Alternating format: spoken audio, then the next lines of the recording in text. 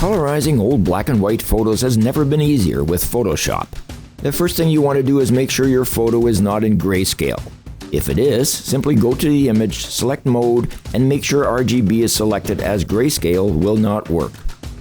Next, you'll want to select filters and choose the new neural filters. You'll see the Colorize tab and simply slide it over and your image will immediately be colorized. Now the fun begins. In my image, the grass needs work, so I click on an area in the top right corner which brings up my color palette. I choose green and hit OK.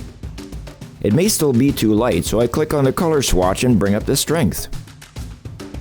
There may be other areas of the grass which are still not green, so I simply click on those in my working thumbnail area. This will duplicate my last selected color. Next, I want to make the roofs red. I simply click on the roof, which will duplicate my last selected color. However, if I click on the color swatch, my palette comes up and I'll choose red. Now it's a matter of clicking on the other roofs to make them all the same color. You can see how here the red has bled into the trees, so we'll have to fix that. I simply click on a green point to select that color, and then click on the trees that I want to make greener.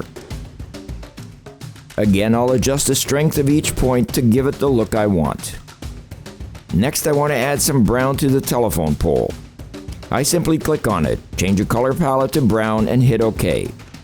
I can duplicate that on the entire telephone pole by clicking on various areas. Next, I'm going to change the woman's dress to blue. All I do is click on it, choose blue from the color palette, hit OK, and duplicate it to where I want it.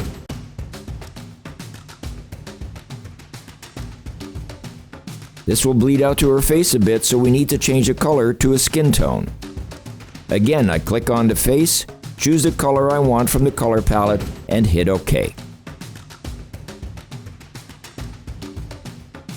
I can choose the color and saturation sliders to adjust the color to my liking. When I'm satisfied with the result, I hit OK and close the Neural Filter panel. In a previous tutorial, I showed how to change the sky, and I think we'll do that now. Simply click on Edit and select Sky Replacement.